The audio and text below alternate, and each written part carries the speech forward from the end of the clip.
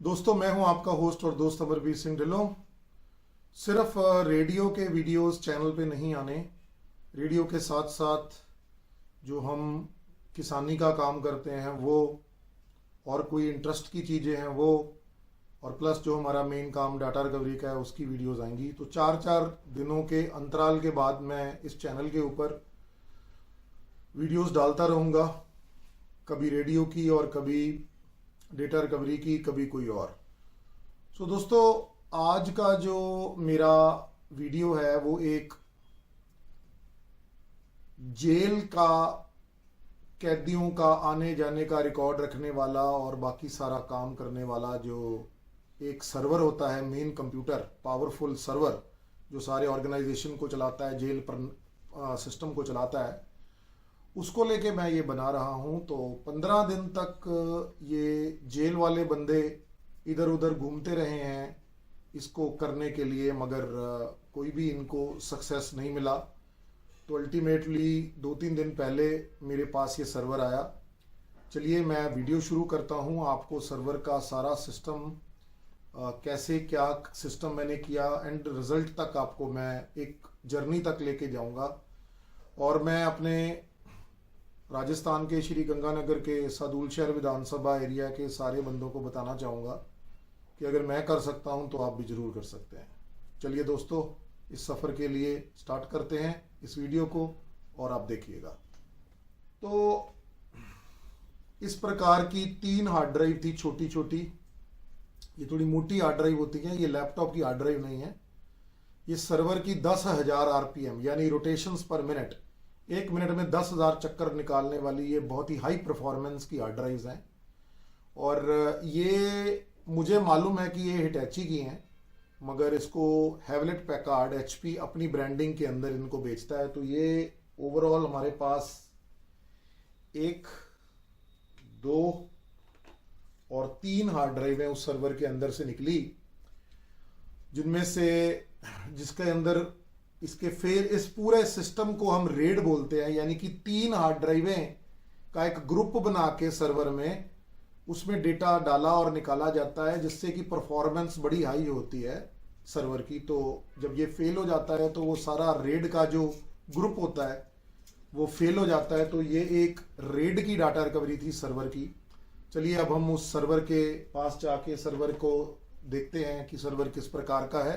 तो चलिए दोस्तों, ये आप देखिए यहाँ पे ये प्रोलाइंट का DL360 Gen 9 का सर्वर है और इसमें एक हार्ड ड्राइव यहाँ, एक हार्ड ड्राइव यहाँ, एक हार्ड ड्राइव यहाँ लगती है। 3 हार्ड ड्राइवें जो मैंने आपको पहले दिखाई।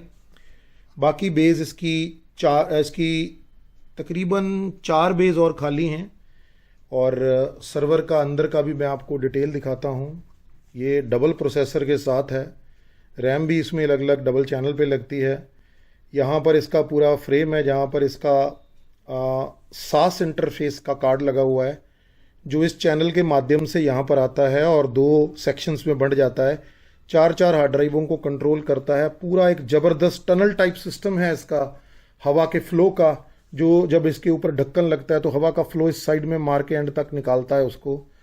और रैम भी लगी हुई है, आप देख रहे हैं। डबल इसमें पावर सप्लाई है कि अगर एक फेल हो जाए तो दूसरी आ जाए। तो उन्होंने अपने हिसाब से बहुत ही ज़बरदस्त सिस्टम बनाया।